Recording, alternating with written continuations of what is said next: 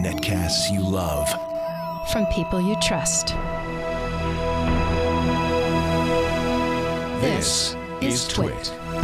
Bandwidth for Ham Nation is provided by CacheFly at CacheFly.com. This episode of Ham Nation is brought to you by Audible.com. To download a free audiobook of your choice, go to audiblepodcast.com/hamnation. And by ICOM. For more information, visit ICOMAmerica.com/hamnation.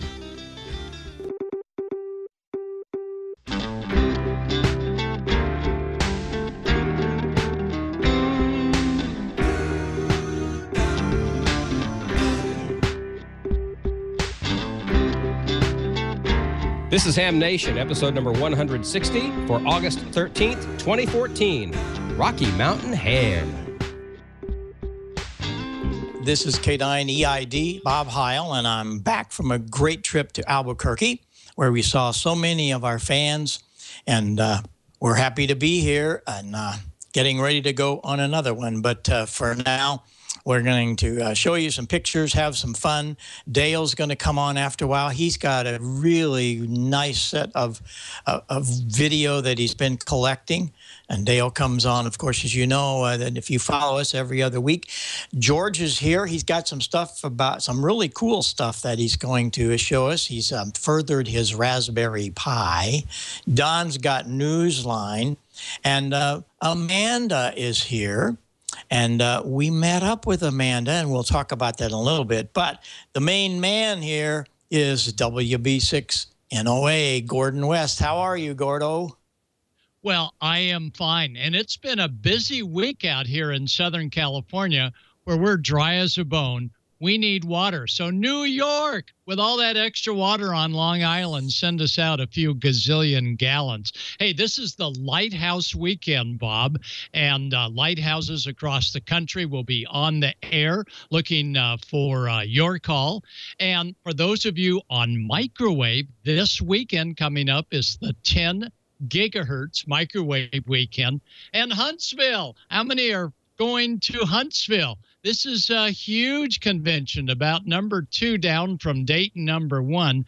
Huntsville, Karen and Rod of RT Systems say, come to Huntsville, tell us you're a Ham Nation viewer, and we're going to take extra care of you. And, of course, Mark at HRO says the same thing. Phil Parton says the same thing. In fact, all of the exhibitors at Huntsville will take good care of you. So go to Huntsville and give me a full report, because I'll be down in San Diego this weekend with the WIN system. They're on IRLP. And what we're offering is another one of my exciting instructor academies, where instructors, when they complete the academy course, will walk away with a free Gordo book. And this is the new tech book, the instructor guide that shows all of my tricks that we do in the ham classroom, and a ton of other materials in our Instructor Academy this weekend. By the way, we're going to be offering that Instructor Academy, Bob, in Peoria, almost your neck of the woods, in mid-September. Those who want to come to Peoria, look up Peoria Superfest. And then a month later, we're at Pacificon, October 10, 11, and 12 in the San Francisco area, offering our Ham Instructor Academy course. And then we're coming to you, New Jersey, New York City, Long Island, dry out in November 15 and 16, and that following week, working with different clubs to help you start an instructor academy based on all of the neat things we've done out here. A big thanks to Crystal, KK6API, and other San Bernardino emergency communication service workers. This past weekend, you saw them last week on the show. This past weekend, they were digging out those that were hammered by the storm. We had a good report from Pete, they call him Pete the Greek, and he is getting folks their old licenses back without having to take anything but the technician class exam. So if you have an old call sign and the FCC says, sorry, it got drowned with the floods a few years ago and no one can find it, Pete makes it happen. His email address is 12, TWELVE, VDC, like 12 volts DC. And finally, chat room, you wanted the test results. They're still not 100% in, but we were testing the Radio Waves DX80 off-center fed Wyndham dipole antenna to the Chameleon. That is a antenna that works off of a almost unique ground, and you just hang out the wire and it loads. I'm always worried when I have an antenna that loads anywhere and everywhere without a tuner, but nonetheless, the Chameleon worked fairly well. But when the off-center fed was properly terminated and tuned to resonance, the off-center fed did a little better job. But when the off-center fed was not perfectly resonant, the Chameleon did a better job. So we're going to test it this weekend down at the seashore, and we're going to give you a full report as to which one put in the best signal. So thanks to Ham Nation viewers for sending me your It's Happening This Weekend file. And if I missed what's happening this weekend with you, send them to me here at Ham Nation, and I'll sure mention them next week. So, Bob, I'm heading the slopes, heading down to the water, getting out my 10-gig antenna, and getting ready to teach another Instructor Academy class. Bob, back to you. Okay, Gordo, one thing before you leave, we got a little piece for you. Brian, let's crank up that little video we got. Gordo, I think, will like this a lot. Short wave, take it down, quick.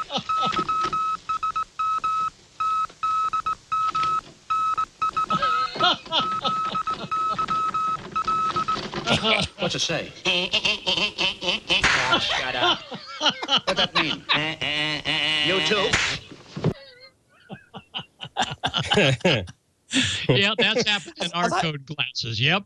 Did it, did it. I thought you'd like that. One of our viewers sent that in, or the link to it, and I thought, Gordo would like that. You might want to use that in your class.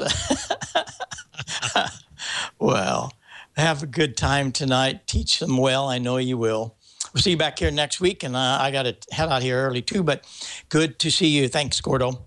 Well, as I told you earlier, I had a great trip to the southwest part of the country, that is Albuquerque. The Rocky Mountain ARRL division had their convention, and Riley Hollingsworth and myself were there to do some speeches, and I taught the workshop there. So I got a bunch of pictures, and we're going to run through these real quick because I got a whole bunch of them. So let them roll there, please, Brian. It's the Duke City Ham Fest, and it's held every year in Albuquerque. It's really, really good. This is the SBE, Society of Broadcast Engineers. We attended their luncheon the first day. Nice facility, really nice. It was all carpeted in this very nice hotel. And there's Mr. Ray. He did a great job there. He set everything up himself. He was his own roadie. I thought that was really cool. And this is interesting. This is DZ. If you haven't heard about this company, do it. That's a kit company. He's trying to bring back the Heath kit type stuff and some fascinating stuff. So look up DZ. And there's Dave from Elecraft. They had some really nice things, of course, and they had their whole setup. That was a remote back to the Elecraft plant. And so we could use that remotely from the floor there of the show. There were some of the Waxums all in color. Very pretty little things, and they were doing well. And I spent some good times with Graham and Greg at Flex. Boy, what a fantastic thing. And good old Ham Radio Outlet, one of our better dealers. And we spent some time with John, and he, of course, brought a lot of blue boxes, Heil Sound products, and sold a lot of those, all the books that he took. So everything was going well. There they are. The founder and the ringleader of Flex. What great guys, so knowledgeable. Man, got a lot of good things. And there's, that's right, Katie and myself and Riley Hollingsworth. Katie was, she's, Dwayne is the director, and she's the vice director, I think. And here's Martin. You'll see Martin come back in just a little bit. He had a great shirt on, and he's a big fan of Ham Nation, and I'll show you his shirt. There was Debbie. She was trying on our new prototype. I took two. We've only got a few. We hand-built the prototypes, and she wouldn't let me have it back. But I did get it back. Bill Ripley was the man in charge. Man, oh, man. Bill did a wonderful job of putting this show together, he and all the club. Now, there's Anna. Now, Anna is a tremendous CW op. She's a contester. And here is a picture of Anna just a couple of years ago. Yeah, that's her at Dayton. I couldn't believe how she's grown. And Anna's going to be a guest here in a few weeks, so hang around while we bring her back. And there's Amanda and Jeff. I was so thrilled to meet them. We had a good time together. Didn't get to spend enough time. I wanted to learn more about what those guys were up to. But thanks for coming, Amanda. And of course, hey, every Hamfest has to have tickets, and they sold a lot, and they gave away a lot of prizes. So that was a good deal. And there's a nice picture of Martin and a great T-shirt. And he's in front of some city, the poster for his club. And he and Riley, that's Riley Hollingsworth, but his father started that club over 50 years ago, and Martin is keeping it going. I just think that's great. That was the Friday night mixers, they called it, and you can imagine I spoke. And you know what my subject most was? Ham Nation. I was amazed how many of our fans were there. And there, everybody's heard of this guy, but few might have seen him. That's Rob Sherwood. And Rob has agreed to come on the show, and we're going to have him on as a guest to tell how he measures all of these wonderful things that he measures each week. The cadets were there, and again, supporting amateur radio. How cool is that? And we're just so fortunate to have all these young people paying attention to what's going on in amateur radio. They're Sea Cadets. I just thought that was wonderful to have them there and appreciate them. Appreciate everybody being at that great show. And if you get a chance, why, you should try to get down to their show next time that it happens next year. It's really, really well done. So that was my travels there. Well, what we want to do before we head out to Mississippi for George, we're going to hear a word from Audible. What a great company. So let's hear what Audible has for Ham Nation viewers. Yeah, thanks, Bob. Audible is an amazing company. I'm an Audible subscriber myself, have been for about a year, and absolutely love it because I've got a pretty long commute. I've got an hour into work and an hour coming back home every day, 125-mile round trip. And, you know, I write and produce radio commercials all day. So the last thing I want to do when I'm driving home is listen to more radio commercials. So I've been listening to audible.com. And a book that I just finished is an excellent book. I've kind of gotten onto a Stephen King bent.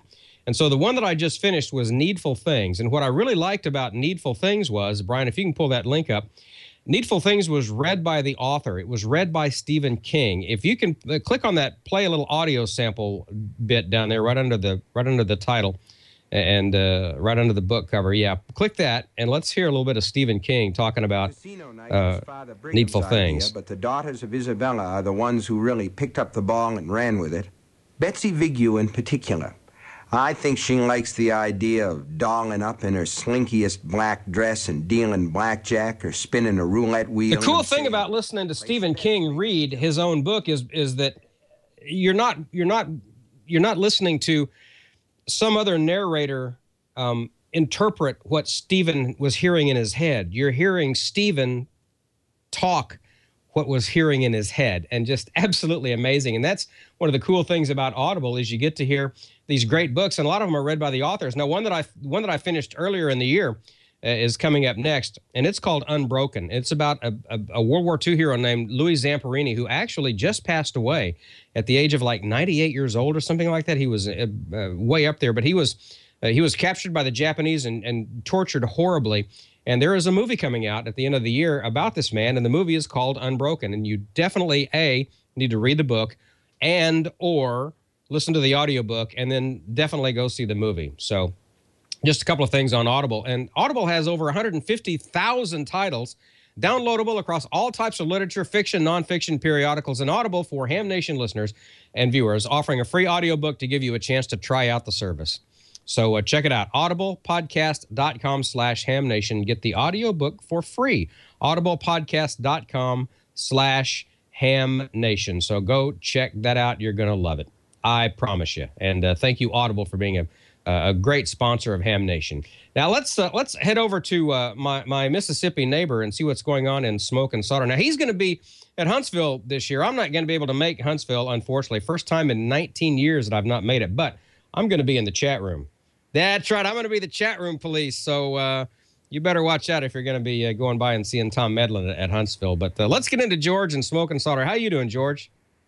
Hi, Don. Pretty good, and we're going to miss you in Huntsville this year. You know, I was just wondering myself, you know, the Holiday Inn is closed there now, so I don't know where we're all going to meet after hours. So maybe we can find somewhere else to hang out, and we always have a good little crew that got together there, so I'm sure we'll run up on each other somewhere. So that's Huntsville this weekend, the 16th and 17th. In Huntsville, Alabama, and you can watch it online at w5kub.com. Tom will be there streaming.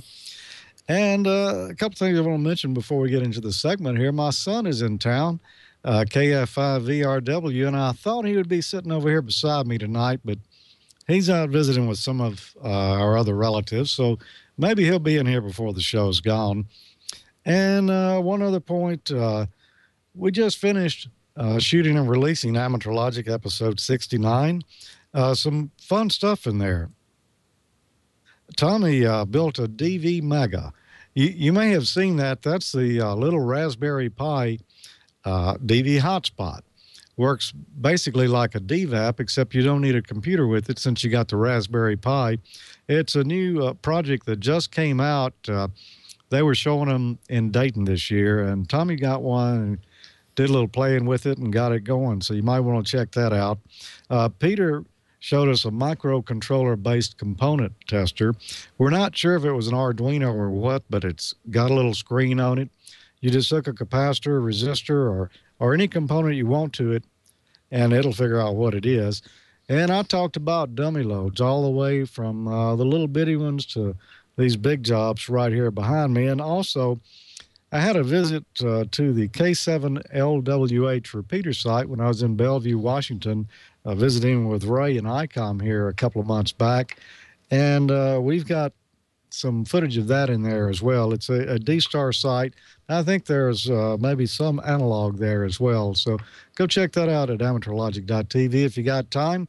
But right now, I want to talk a little bit about the Raspberry Pi and PSK31. You know, there's been a lot of people wondering, can you use it for PSK31? And we're going to answer that question this week. A lot of our viewers keep asking, can you run PSK31 on a Raspberry Pi? And most of the interest seems to point toward FLDigi, a nice PSK31 program for Linux a lot of people use. Unfortunately, I can't find any information where people have been having good success with running it on a Raspberry Pi. It seems the program is just a little too processor intensive for the current Raspberry Pis and just doesn't work well. However, I did find some information on another program called LinPSK that supposedly does work on the Raspberry Pi, and that's what we're going to try today. Now, I'm not going to show you all the steps necessary to install LinPSK on your Raspberry Pi because there's an excellent website already. It's a sliceofraspberrypi.blogspot.com where all the details have been listed in blog posts to help you get it up and running. I'm using the original Raspberry Pi Model B with 256 megabytes of RAM and the Raspberry operating system. For the sound device, you can't use the sound that's built into the Raspberry Pi because it only has playback. There's no record. So I'm using an external USB device. It's a Sound Blaster X-Fi Go. Now, this would probably work just as well with a cheaper USB sound device. However, I just used what I could find locally. Now, I started out with receiving a lot of garble, and finally I got things tweaked to where I was receiving meaningful data. This seemed to be dependent upon the signal I was receiving and the level of the mic input on the sound card. I used the ALSA mixer to reduce the level down fairly low, and the signal started decoding much better. Now, a word of caution here, you need to put that sound device on a USB port by itself. Don't connect it to a hub along with your keyboard and mouse unless you want problems. Signals won't decode and your mouse and keyboard will be very unresponsive.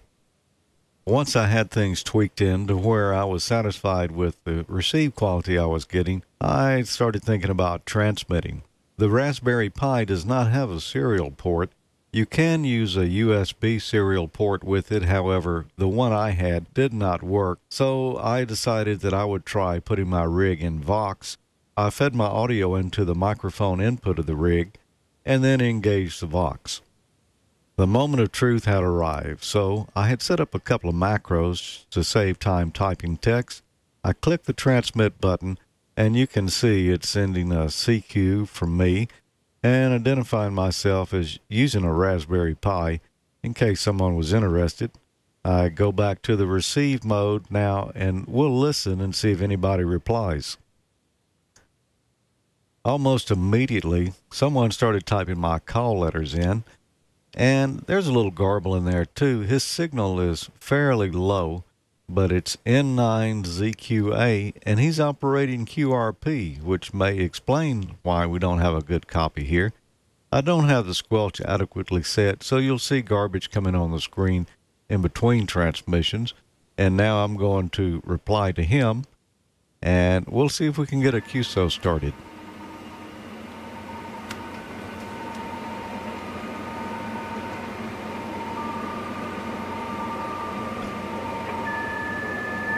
I tell him thanks for the call and that I'm operating with LinPSK on a Raspberry Pi computer.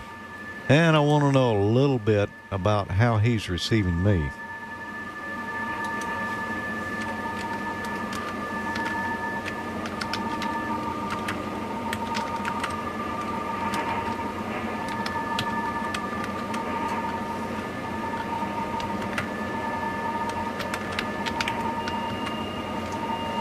And he reports back that he's got me 599, which is excellent.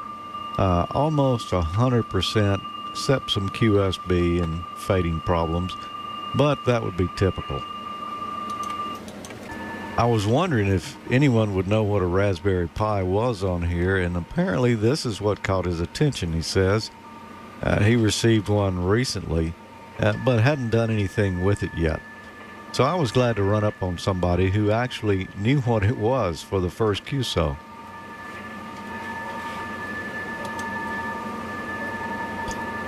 He also said he had been trying to come up with some type of ham radio application for it. And then back to me. I told him that this is the first time I had really tried PSK on the Raspberry Pi. That I had tried FLDigi first, but it just seemed to be too intensive, and that I'm running LinPSK, and he was my first contact. So the conversation went on for several more minutes. It was a lot of fun, and it proved that this thing actually works. I was ready to call it a success, and then I checked my email, and I had a message in there from Jim, KH2D, down in Florida. And he said that I had an exceptionally clean-looking signal, but the only problem was he was picking me up on 10 or 12 different places on the band there. So something's just not right, needs a little tweaking yet. You don't want to take over the whole band, though, so I will look into that before getting on the air again. To answer our question, can you work PSK 31 on a Raspberry Pi? Definitely. Might take a little experimenting and a little time, but it can be done. So there you go, and that worked out. And that was the original Raspberry Pi. Some of the newer models with a little more RAM in them will probably do a little better than that. Well, you know, last week, no, it wasn't last week, it was 2 weeks ago, I built that little Humanolite kit, and I put in a fresh AA cell, and I said, we're just going to see how long it runs. Well, it's been 2 weeks, and this thing is practically as bright as it was when I first put that battery in, and it hasn't been turned off at all. It's going solid for 2 weeks. So we're going to let it run another 2 weeks because I'll be out next week. I'll be up in North Carolina doing some work, but I'll leave the Humanolite on, and we'll see how that comes out. And I'd ask the question, how does the Humanolite work? And I had an answer for that. And this came from Lee Alder, and he said the two transistors create an oscillator that creates a magnetic field in the inductor, and when it collapses, it sends a shot of high power. And Lee, you're correct about that. That's kind of how it works. I got a good detailed definition of it here, and it came from Greg, KD1XI, and he's the guy who invented that kit. And I'll just paraphrase it here because we haven't got time for the whole thing, but he said the circuit's a simple oscillator. It uses a voltage boost circuit, and there are two ways of looking at the circuit, either as a Schmitt trigger oscillator or a non-inverting oscillator. And it's the collapse of the magnetic field of the inductor that places a large negative charge on C1, which keeps transistor Q1 off, forcing Q2 to conduct current through the inductor, and the cycle just repeats itself. It's a little more to it than that, but that's basically what makes it work. And the reason for the long battery life is due to the transistors. They're either on or off, and there's very little time that both transistors are conducting at the same time, and that results in energy loss if that was happening. So this helps reduce the losses, and that little circuit's about 90% efficient, which is amazing. And he said when he was designing this, he was surprised that he encountered a similar circuit from around 1962 or 1963 as a teenager. Radio Shack and Lafayette had code practice oscillators that used a similar circuit to the Humanolite. Now, the Humanolite uses 2 NPN transistors, and that helps eliminate problems with the wrong type of transistor being inserted in the wrong holes. So there you go, the Humanolite, 2 weeks, still going bright. We're going to send the kit here to Lee Alder, our winner this week. And I had a lot of answers to that question. And some of them kind of got in the ballpark there. Others went off on another direction, but I think Lee had a good answer there. I had to look through several before I could come up with one, though, and he was a random winner. The first one I came across that actually had the correct winner after I looked at a bunch that didn't. So congratulations, Lee. For next week, we're going to give away a nice antenna here. This is a Diamond VHF UHF dual band mobile antenna that's got 3.5 dB on 2 meters and 6 dB on 70 centimeters. It's the SG7500, a nice, probably one of the nicest dual band antennas there is. And this one's got that hinge mount where you can pull the antenna out and bend it over to go in the carport or under low things, and that really makes it nice. A great antenna here. If you'd like to win that, then answer this question. What is the bandwidth of a PSK31 signal? If you think you know the answer to that, send me an email to hamnationcontest@gmail.com, and you could be next week's lucky winner. So right now, let's go on to Dale and see what's going on out at the Yellow Brick Road. Thank you, George. Enjoyed the presentation there on PSK31. We got active on that mode a few times in the last couple of weeks. Really enjoy it. Tonight, well, we've got 3 great timely videos, a huge special event, call for lunchtime operation, and the 2014 version of the fantastic Austin Summerfest. Let's kick things off with a look at AirVenture. That's up in Oshkosh, Wisconsin. With the report, here's Dan in 9 LVS. The Fox News Amateur Radio Club ran a special event station during AirVenture 2014. AirVenture is an annual event held the last week in July in Oshkosh, Wisconsin, and is the largest aircraft convention and flying of its type. And one thing pilots love to hear when entering AirVenture is, "Welcome to Oshkosh." To give you a perspective on how big AirVenture actually is, it's 3.5 miles long by 2.5 miles wide. The place where the W9ZL Special Event Station is for AirVenture is a place called Lone Rock, which is part of the Pioneer Airport, located right behind the museum. The Lone Rock building was mostly used as a flight service station transmitter from the 1920s till 1985 when it moved to Pioneer Airport. Lone Rock consists of a beacon tower, which allows us the ability to connect many antennas, as well as the two buildings, the radio operators building and the generator building. On display at the Lone Rock building were certificates from the past special event stations at AirVenture, as well as old books and charts, some dating back to the 1920s, as well as an old operating console dating back to the 50s. And what would an old radio room be without a couple of teletype machines? W9ZL Special Event Station. EAA AirVenture. The operators at the Special Event Station went from seasoned veterans to newcomers to ham radio. This is Whiskey 9 Zulu Lima, Special Event Station at the EAA AirVenture in Oshkosh, Wisconsin. CQ. The Special Event Station was kept very busy during the week, with a lot of people walking by the Special Event Station. The bands weren't as good as we expected, but we made quite a few contacts. Mike Alpha Alpha. Have a great weekend, Dan. 7-3. Thanks again, Frank, for checking in. Yeah, 7-3. This is the Whiskey 9 Zulu Lima Special Event Station, EAA AirVenture 2014, Oshkosh, Wisconsin. And let's not forget AirVenture itself.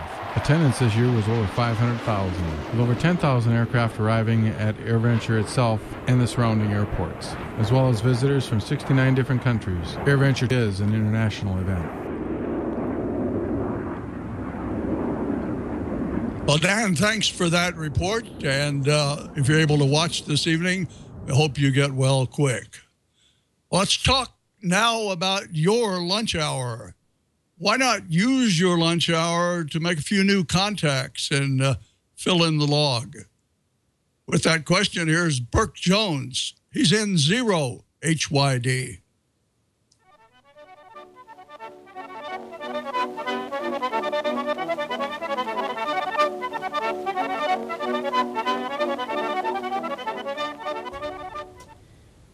All right, well, I thought I would show you what I do to get set up for a portable QRP lunchtime session. Here with N0 HYD, Burke Jones. So here I'll just give you an overview of my gear, and then I'll show you how I get it all set up. Okay, so here's just some of my gear in the trunk. I've got the fiberglass fishing pole, or it's actually a jack-type pole, 30 foot, with my 9-to-1 antenna. I got my KX3 in the Pelican case, a couple bungee cords that I use to secure the fishing pole to a bollard, and my coax. So let's get it set up and get on the air.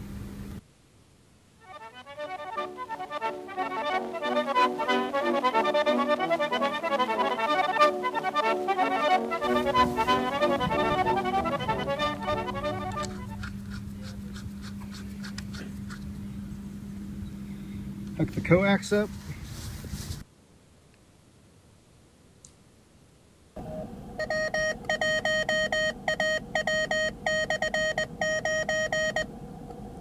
So I just worked W1AW/9 in Indiana on 14.030.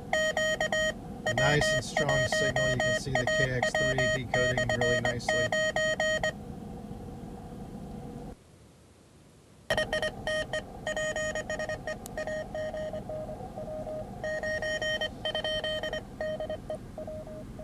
So there I just worked W0FV in Grand Junction, Colorado. And that's going to be all for today. I'm going to pack up and head back to the office. I also worked W1AW/9 on 17 meters, which I forgot to video right there, but it's been a good day. I made 5 or 6 contacts, and now it's back to the grind. So, you know, get out, enjoy the parks, get on the air QRP, and 0HYD, clear. That's lunchtime QRP. Thanks for the great idea, Burke. We met Burke and his daughter on the local 2-meter repeater a few months ago. Invited him to submit a video if he got a chance. And worked out pretty well. Let's move down to Texas now, specifically to Austin and Summerfest. And here's Skeeter Nash, N5 ASH. Howdy, and welcome to Austin, Texas, home of the 31st Annual Austin Summerfest, August 1st and 2nd, 2014, at the Crown Plaza Hotel. The registration table was staffed with great volunteers from the Austin Amateur Radio Club, and there was a full slate of guest speakers, seminars, and lots of fabulous prizes to win. And right there on the registration table, your first opportunity for a bargain on a vintage Heathkit HW101 HF transceiver. She's a beauty, ain't she? The hallways were bustling with activity, and many an eyeball QSO happened among old and new friends. The ARRL was there, signing up new members, renewing memberships, and urging members to sign letters to their congressional representatives in support of H.R. 4969, the Amateur Radio Parity Act of 2014. The U.S. Army Mars folks were there, and the Texas VHF-FM Society were on hand as well. This is the group that, among other things, coordinates repeater frequencies throughout the state of Texas. Inside the main ballroom, it was wall-to-wall vendor tables with all of the stuff we hams love to see at a ham fest. Austin Amateur Radio Supply set up shop with practically everything any amateur might need, want, or desire for their station. And there was no shortage of classic ham gear. Just look at these beauties from Collins Radio. Here's a closer look at this early Collins KWM1. From vintage gear like this Yaesu amplifier to the latest gear from Elecraft and Flex Radio Systems, Summerfest 2014 had plenty to offer. Need a crystal to make that elusive DX contact? It's probably here among all of these. Parts, coax in all sizes, and more were out on display at, no doubt, bargain prices. And our friend, the Sign Man, came all the way from Baton Rouge, Louisiana to set up shop with nearly every customizable accessory imaginable. Out in the parking lot, you could find vehicles with just one or a multitude of antennas and license plates sporting amateur call signs. You could also find more bargains galore offered by the outdoor swap meet vendors. Need more power on 2 meters? Well, this 1 kilowatt linear amp should help you cut through those pileups. Well, all good things must eventually end, and it was time to go home. We spotted this vendor headed out, and his trailer was probably a little lighter than when he got here. Along the highway, we spotted someone trying to make contact with the amateur satellites. Hey, good luck with that QSO, old man. Oh, and you remember that classic Heathkit HW101 on the registration table? It's now at my QTH, my first boat anchor radio. I can't wait to get her ready to go on the air. I hope you enjoyed this brief recap of the 31st Summerfest in Austin, Texas. For Ham Nation and the Amateur Radio Newsline, I'm Skeeter Nash, N5ASH, saying 7-3, and thanks for watching. Well, thanks, Skeeter. We really appreciate your videos. Hope you'll keep them coming. Well, during the weekend after next, it's the Kansas QSO party. I'll be W0U to help you spell sunflower. That's just one of the great games you can play that weekend. It's a super special event, and we hope many of the Ham Nation fans will join us on Saturday the 23rd and 24th. Last year was my first time on the Kansas QSO party, and I managed to rack up enough contacts to pick up the rookie plaque. That was a lot of fun. There are several plaques out there that you can win in the competition during the Kansas QSO party. Check it out, the 23rd and 24th. Next time on August 27th, a new Show Me Your Shack, if we get a few more photos in. And also an outstanding do-it-yourself video from Larry, WD0AKX up in Minnesota, and a report on the Berryville Hamfest. That's back in Virginia. So don't forget to send your shack photos and your videos to Ham Nation Videos at twit.tv. All videos presented here are archived and available for viewing at hamnationvideos.info. Tell your friends. Don's up next with Newsline. Let's watch. From Amateur Radio Newsline Report number 1930, these are the Ham Nation headlines for Wednesday, August 13th, 2014. Shortwave broadcasting using full carrier AM may be on its way out in the U.S. The United States Broadcasting Board of Governors has released a specially prepared report assessing current and projected use of shortwave radio as a platform for targeted programming by U.S. international media.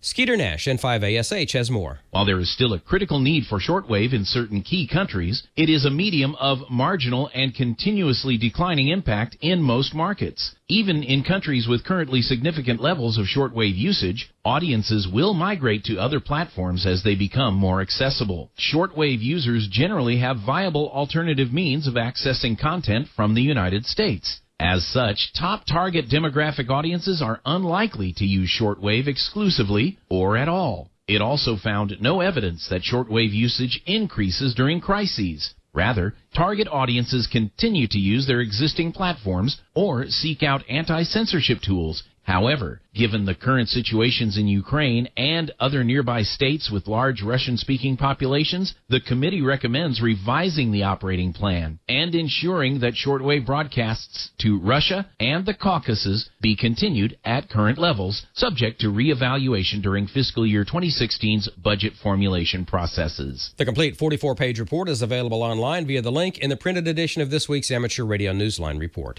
Dan Henderson, N1ND, the ARRL's Regulatory Information Manager, says early efforts on behalf of the Amateur Radio Parity Act, known as H.R. 4969, continue to grow. Jim Davis, W2JKD. In a statement, Henderson said that the organization is very pleased with the initial response, but adds that the more noise we make, the better our chances. If enacted into law, H.R. 4969 would direct the FCC to extend the reasonable accommodation protections to those amateurs who are living in deed-restricted communities, known as covenants, conditions, and restrictions. These are the prohibitions and limitations placed on properties by builders or homeowner associations which prevent licensed amateurs from erecting even modest antennas. H.R. 4969 would ensure that every radio ham in the United States, regardless of the community they live in, would have the opportunity to practice their avocation from their own homes without breaking any rules or fear of reprisal. With Congress on break for the month of August, the League is encouraging its members to meet with their representatives while they're home on break and urge their support for H.R. 4969. Again, there's more at the link found in this week's Amateur Radio Newsline Report. A ham radio floater balloon carrying an amateur radio payload has successfully circled the world's northern hemisphere. We hear more from Amateur Radio Newsline's Heather Emby, KB3TZD. It took some 19 days, but at about 16:30 GMT on Friday, July 31st, the solar-powered B-64 party balloon, launched by Leo Bodner M0XER, crossed the 1 degree west longitude. In doing so, it completed its circumnavigation of the northern hemisphere. After crossing the North Atlantic, it was first heard in Greenland by Peter Thulesen, OX3XR, before coming in range of the British Isles. As the day progressed, B-64 moved from just south of Cornwall up the English Channel. From there, hams and SWLs from Manchester in the UK to Nantes in France were able to receive the 10-milliwatt Contestia 64x1000 and APRS signals on 434.5 MHz. B-64 passed over the Isle of Wight and floated over Bognor Regis and across Kent, heading out into the North Sea near Herne Bay. As of Saturday, August 2nd, it was still flying and transmitting. The last packet received from B-64 was just over 40,000 feet above the Barents Sea. If it is still afloat when you hear this newscast, you can track its whereabouts online at spacenear.us and click on the icon for B-64. Unlike their high-altitude cousins that can reach over 120,000 feet, floater balloons like B-64 are far smaller. Most of those silverized party balloons equipped with micropower ham radio tracking gear that follow the jet stream at altitudes between 20,000 and 40,000 feet. And finally this week, the popular Ham Radio Celebrates Hollywood special event will be reprised Sunday, September 28th from Stage 9 of the CBS Studio Center in Studio City, California. Bill Pasternak, WA6ITF. For those not aware, Studio Center is a historic venue where such hit programs as Seinfeld, Spin City, The Mary Tyler Moore Show, and The Defenders originated. Currently, it is the home of the hit ABC situation comedy Last Man Standing that stars Tim Allen, who also happens to be a ham radio operator with the call is KA0XTT. As such, ham radio has been a part of the show's plotline in past episodes. The amateur radio gear seen as props on the show is actually operational. It was used by members of the Southern California-based Papa system for the first Ham Radio Celebrates Hollywood operation back in October of 2012. Once again, the call K6H will be used for the September's outing, with operations taking place on high-frequency bands, VHF, UHF, D-Star, Echolink, and IRLP. A special limited edition QSL card will be issued for all confirmed contacts. A schedule of operating times and frequencies will be announced shortly. For full details, visit www.papasys.com. And that's all from the Amateur Radio Newsline, your independent source for amateur radio news, brought to you each and every week for over 35 years and counting at www.arnewsline.org. I'm Don Wilbanks, AE5DW 73. We'll see you next time here on Ham Nation. Kind of hard to see, but if you look over my shoulder, right there is the Tim Allen QSL card, and right there is my KH6 card from the last time they had that special event station, so you can get yours as well. It won't be difficult. One other piece of late-breaking news that just came in this Friday, Brian Burnett's birthday. Yes, our TWIT technical director. The technical TWIT. Brian, happy birthday. How'd you find out about that? Oh, I have my ways, my friend. Oh, you are sneaky. Did you know? I get kidneys. I'm everywhere. Did you notice what I did with your shirt there, Don? That's nice. Yeah. I'm chroma keyed. Well, now, why don't we just go ahead and... That's awesome. Why don't we just go ahead and get into a little word from our friends over at ICOM. HF, VHF, or UHF, ICOM has you covered wherever you go. Check out the IC7410 and IC7200, two HF radios that employ ICOM's signature DSP technology. The IC7410 is an all-mode HF transceiver. It's got dual conversion superheterodyne system, a built-in auto-tuner, and built-in 15 kHz first IF filter, and optional 3 kHz and 6 kHz filters. The IC7200 offers solid performance and digital flexibility. It also includes selectable filter width and shape, excellent receiver performance, and it's compact and rugged, even with a water-resistant front panel. And when it comes to mobiles, have you considered the V8000 for your next adventure on 2 meters? It's got 75 watts of power output in a rugged die-cast aluminum chassis, fast memory channel scanning with dynamic memory scan, complete radio control in the palm of your hand with the versatile mic, backlight customization, and weather scan alert and amateur radio first. And let's not forget ICOM's line of D-Star handheld radios too. The IC92AD is one rugged VHF-UHF dual bender. Its submersible construction can withstand harsh outdoor elements, dual watch capability, a built-in voice recorder in DV mode, and optional GPS mic. It's great for MCOM and search and rescue. The IC80AD is another dual bender with extended receive coverage. It's the handheld companion to the ID880H mobile rig that I use, and it's an affordable option for hams interested in trying D-Star. It's durable and splash-proof, and it has NOAA weather radio pre-programmed. The UHF D-Star ID31A has so many features for on-the-go operation. It's got built-in GPS.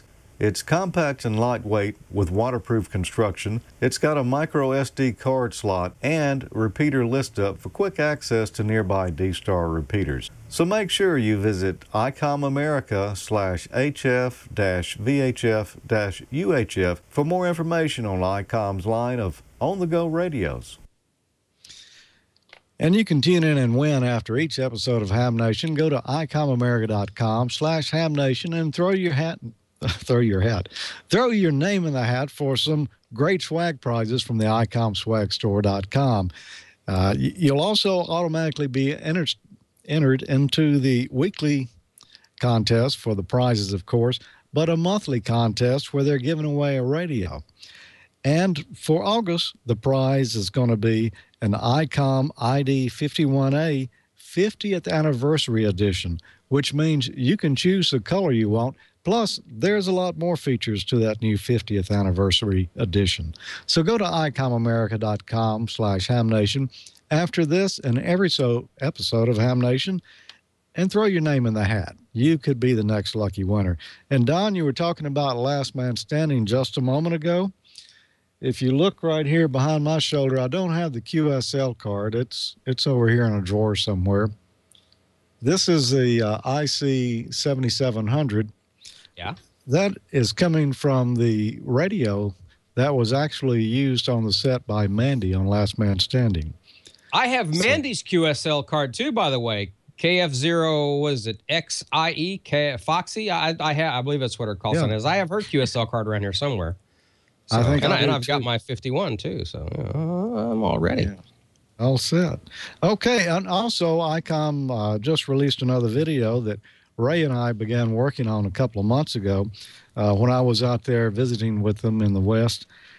We sat down and talked a little bit about programming D-Star rigs. So there's a new video out there on the ICOM YouTube channel about D-Star call signs expanded, where you can learn more about programming your favorite radios to use D-Star. And Ray had some great shortcuts there.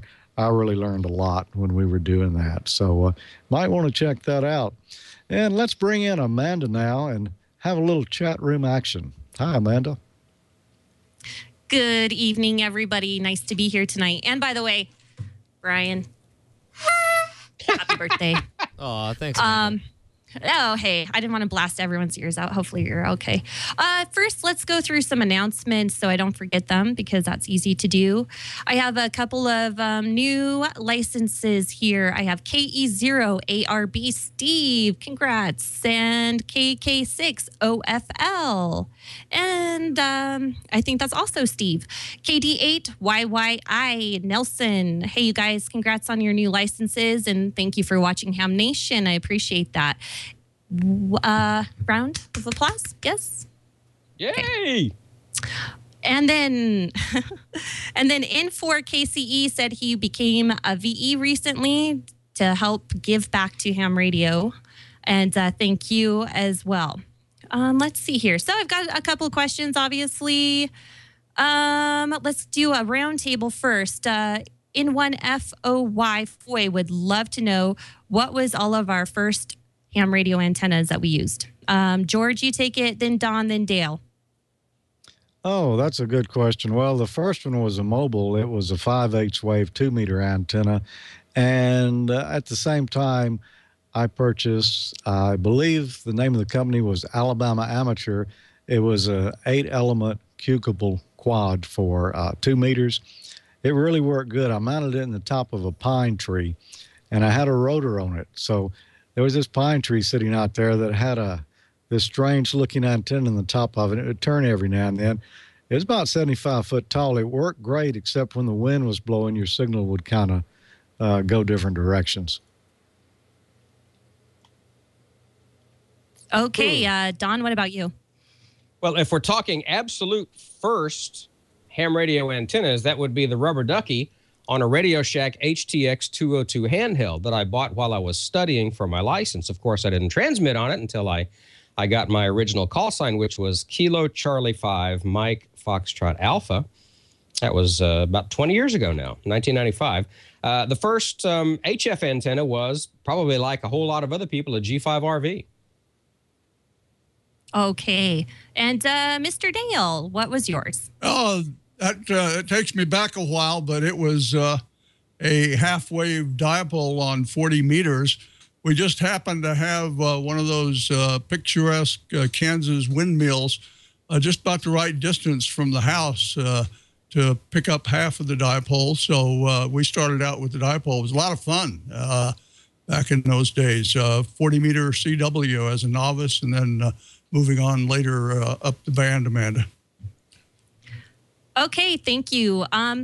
I would have to say, and I have a funny story. I lit Jeff up on our 2-meter antenna, by the way. He went up to the roof to go tune it, and he said, okay, I'm going to tell you when I want you to transmit, and I transmitted too early, lit him up. That was ours, and it's really a funny story. He's still bitter about that. The next one was a 40-meter dipole. So, hey, Foy, thanks for that question. I appreciate it. Oh, one more announcement. North American QSO party is this weekend. Don't want to forget that, you guys. Get on there.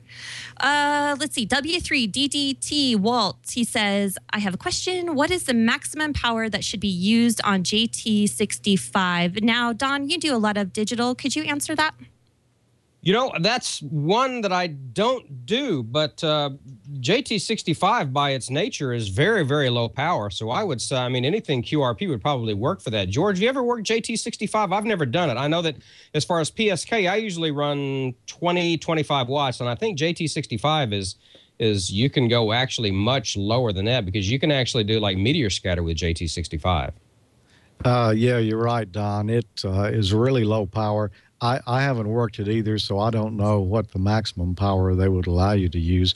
Well, I imagine allowable you could use 1,500 watts, but do you need it? No. No. It's a very low power mode. And you know what they say? You know, the max power you should use would be the minimum power necessary to make the contact. That's according to good amateur practice. So yeah, you don't need much.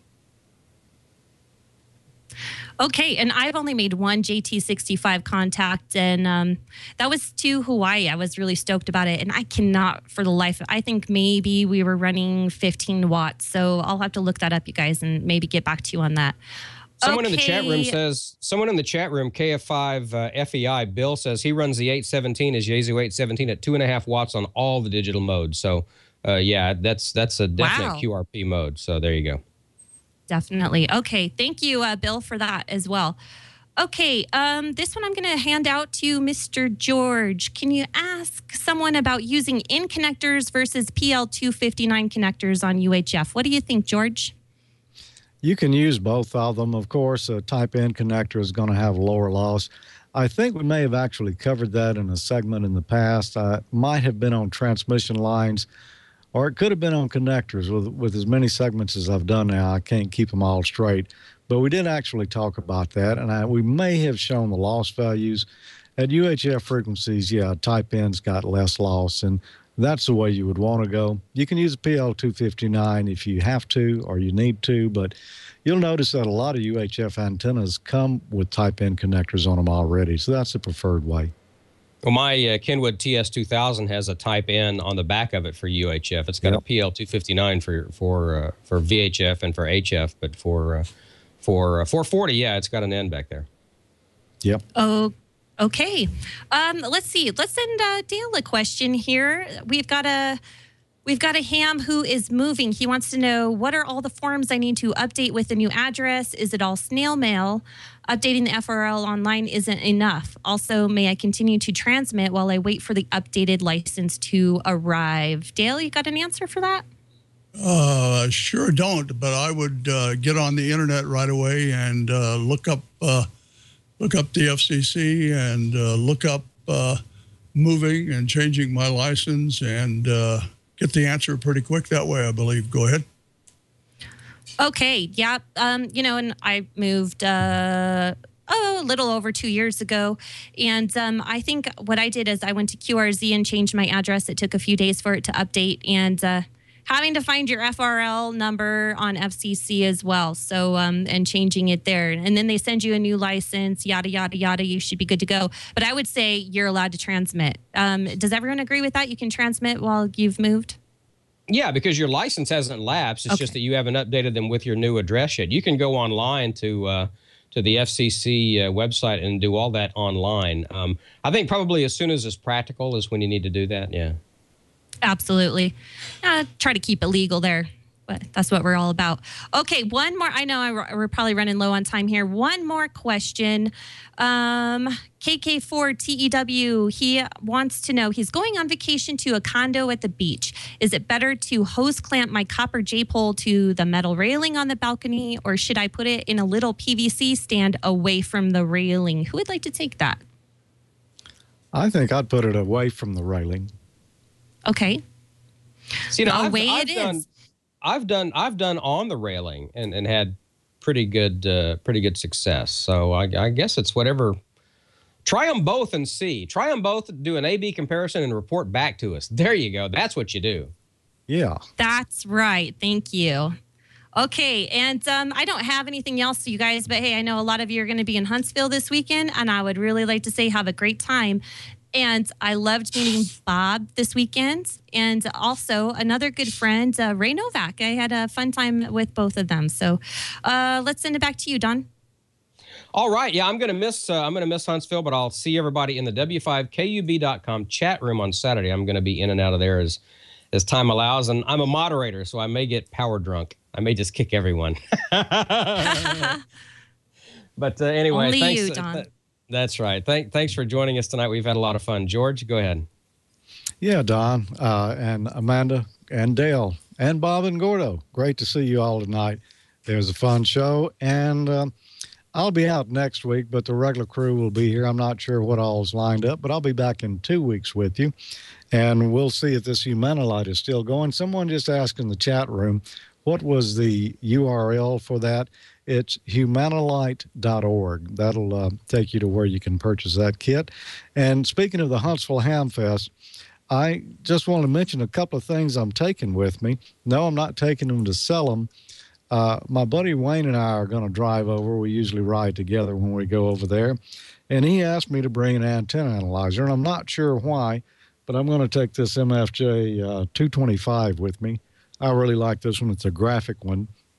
But one other piece of gear I'm going to take, and we've talked about this before on the show, and as a matter of fact, I used this in my Field Day episode of Amateur Logic a couple of months ago, and that's this Megger. And the reason I'm going to take it is we tried it at Field Day, testing a lot of different coaxes that Wayne had, and actually found 2 that were bad. So I'm going to take that with me and look for some used coax and hopefully test it out before I buy it, so I know I'm not buying somebody else's junk. So I hope to see a few of you over there in Huntsville this weekend. That's going to be a lot of fun.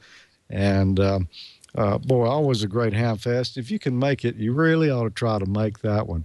Dale, any final words from you? I think so, George. A couple of items, things, and Hamfest coming up here in Kansas and neighboring states real soon. The same weekend as the Kansas QSO party on the 23rd and 24th brings us the Joplin Ham Fest over there near Bob's QTH, real close to where Bob lives in Springfield. It's a fairly large ham fest right there on Interstate 44, the Joplin Ham Fest.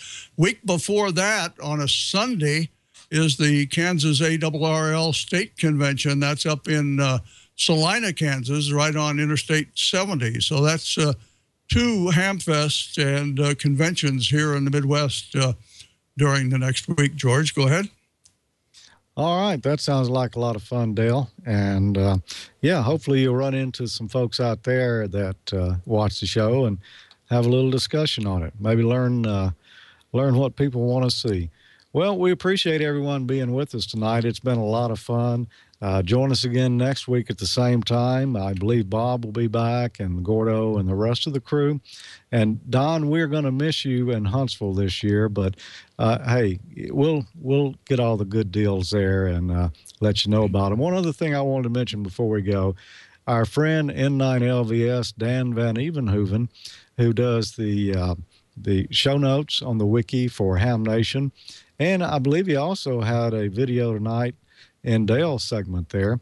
Dan has been in the hospital today. He had some minor surgery on his legs, and he just let me know that he's doing well. He's got his own private room now, so he checked in on a laptop, but he wasn't able to watch the show tonight, and he said that the show notes should be out on Friday. So just take your time, Dan. Godspeed on your recovery there, and we're looking forward to talking with you again soon. All right, that's it from Jackson, Mississippi, 73, and we'll see y'all next time. Hey, So long one from more Picayune. thing. Well, we forgot to mention the frequencies for the 40 and 20 meter net. So if someone can post those, we have 20 meter is on 14.275, 47.265. Okay, we just got to make sure we add that in there. So I'll be on 40 tonight, so we'll see you there. All right, back to you, George. I'm sorry to interrupt. Yeah, and Echo Link is on Star Do Drop In Star node number 355800. D-Star Reflector 14 Module C. And Don, did you have something to add there? Just wanted to say good night to everybody, and thanks for watching. Get well, Dan, and happy birthday, Brian. Thanks for the work you do for us. Thank you, Brian. Happy birthday, Brian.